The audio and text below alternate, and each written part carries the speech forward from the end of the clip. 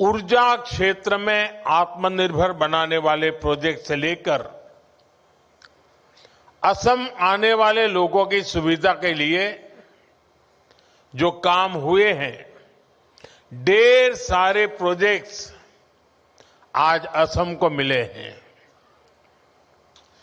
आज देश के किसानों और असम में टी गार्डन में काम करने वाले साथियों के लिए भी बहुत बड़ा दिन है।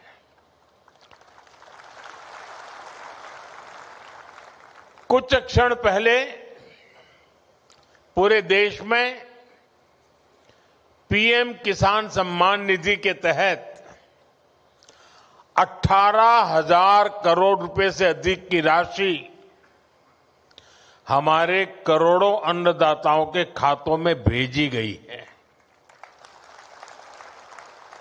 इसके अलावा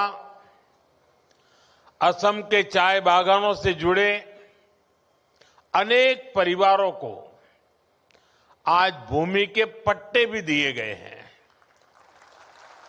मैं असम के लोगों को, यहां के सभी परिवारों को और देश भर के किसानों को बहुत बहुत बधाई देता हूं। साथियों, आज देश भर से किसान साथी मां कामाख्या की इस धरती से जुड़े हैं। थोड़ी देर पहले करोड़ों किसानों के खाते में पीएम किसान निधि जमा होने के मैसेज हर एक के मोबाइल में पहुंच चुके हैं। ये योजना वाकई अद्भुत है। एक क्लिक से करोड़ों किसानों के बैंक खाते में सीधे पैसा जमा होता है। दुनिया के विकसित देशों में भी ऐसा संभव नहीं है। और मुझे विदेश के मेहमान जब मिलते हैं और इस विषय में इतने सवाल पूछते हैं, जानकारी के लिए इतने उत्सुक रहते हैं, ये सब कैसे संभव हो रहा है। दुनिया के बड़े बड़े देश के बड़े बड़े नेताओं को भी ये बहुत अजूबा लगता है। और ये मेरे वही किसान भाई बहन हैं जिनमें से अधिकांश के पास 2014 से पहले न मोबाइल फोन था और न ही बैंक में उनका कोई खाता था। आज ऐसे करोड़ों किसानों के खाते में अब तक 4.25 लाख करोड़ रुपए से अधिक पैसे जमा हो चुका है। इसमें असम के भी करीब 19 लाख किसान हैं जिनको अभी तक लगभग 8,000 करोड़ रुपए मिल चुके हैं। साथियों, मुझे याद है जब पीएम किसान सम्मान निधि योजना शुरू हुई तो अफवाहें फैलाने में, झूठ बोलने में माहिर कांग्रेस वाले कहते थे कि इस योजना का पैसा आज भले मोदी देता है लेकिन चुनाव के बाद वापस करना पड़ेगा। ये झूठ बोलने में ऐसे एक्सपर्ट है। लेकिन आज सम्मान निधि की ये योजना देश के छोटे किसानों के लिए सामाजिक सुरक्षा का एक माध्यम बन गई है। साथियों, बीजेपी एनडीए सरकार के लिए किसान हित से बड़ा और कुछ नहीं।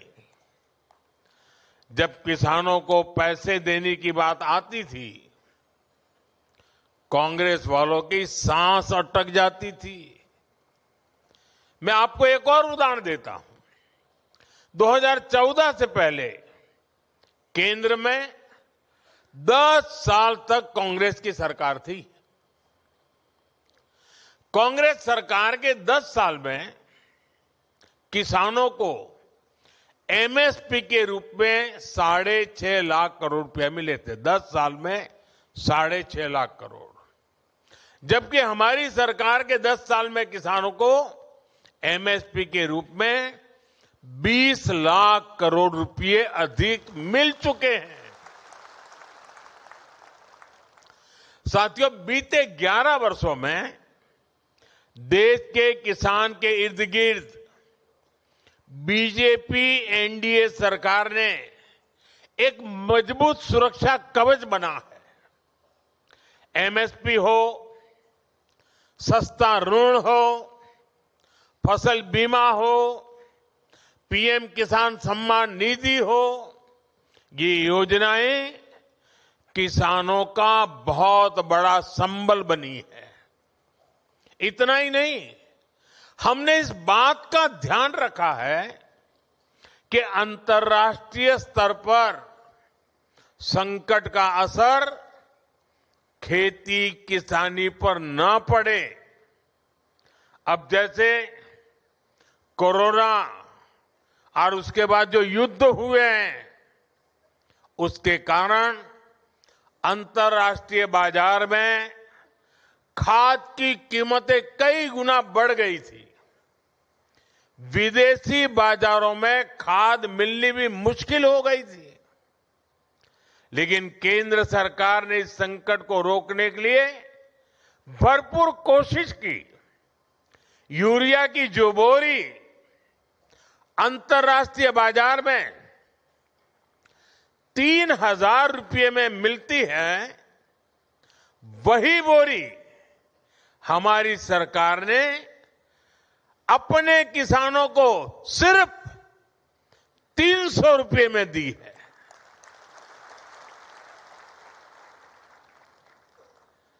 इस पर सरकार ने अपने खजाने से 12 लाख करोड़ रुपए से अधिक खर्च किए हैं, ताकि मेरे किसानों पर बोझ न पड़े।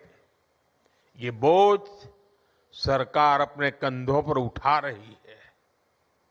साथियों, बीते दशक में भाजपा एनडीए सरकार ने एक और बहुत बड़ा काम आत्मनिर्भरता को लेकर किया है।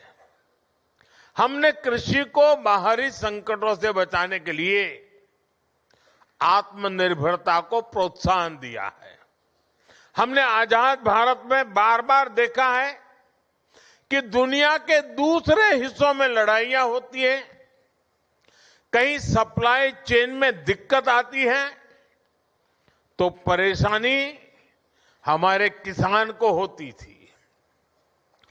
कभी खाद महंगी हो जाती थी, कभी डीजल और ऊर्जा की कीमत बढ़ जाती है, क्योंकि दशकों तक कांग्रेस पार्टी ने देश को दूसरे देशों पर निर्भर रखा। इससे खेती की लागत भी बढ़ जाती थी।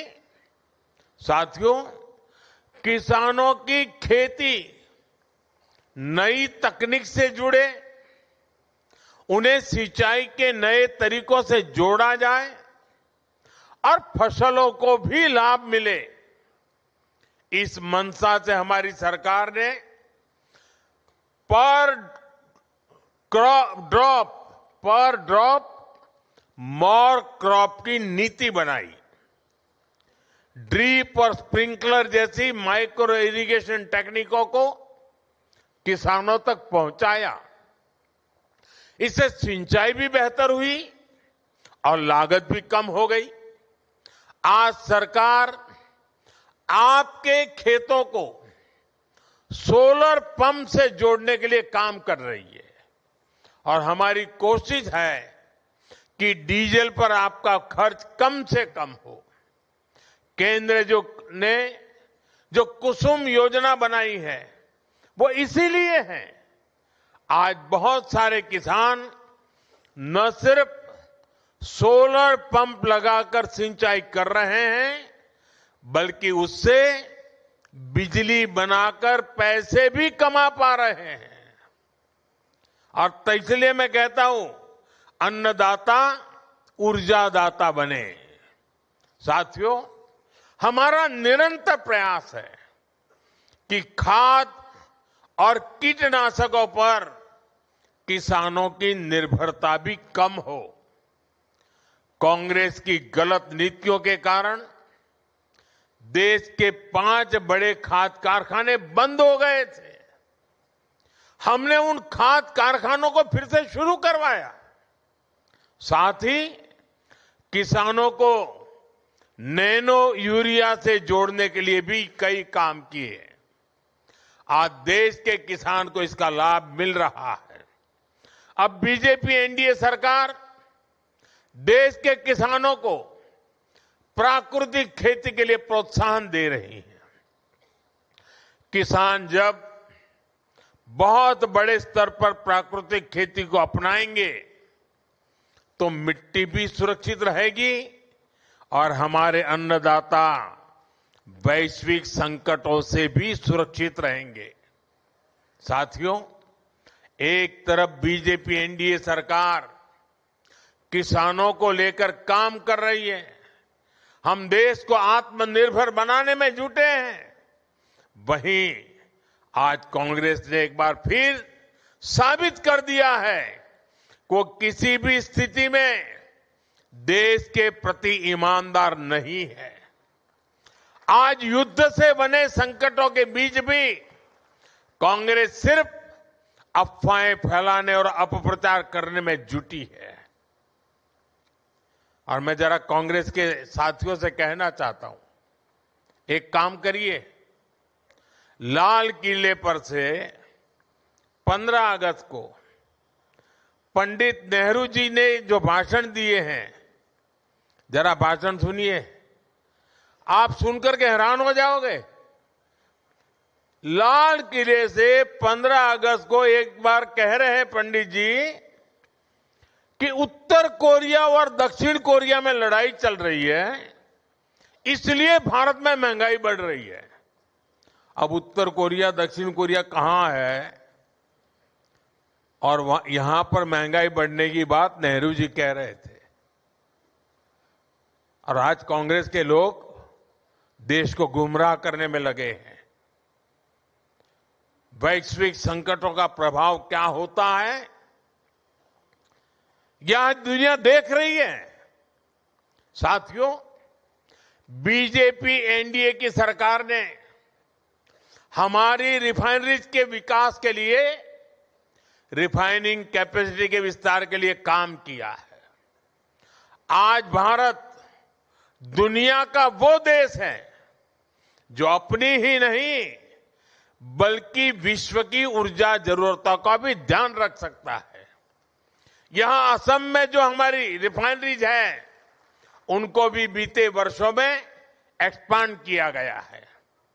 असम सहित पूरे नॉर्थ ईस्ट में गैस पाइपलाइन इंफ्रास्ट्रक्चर पर अभूतपूर्व निवेश किया जा रहा है।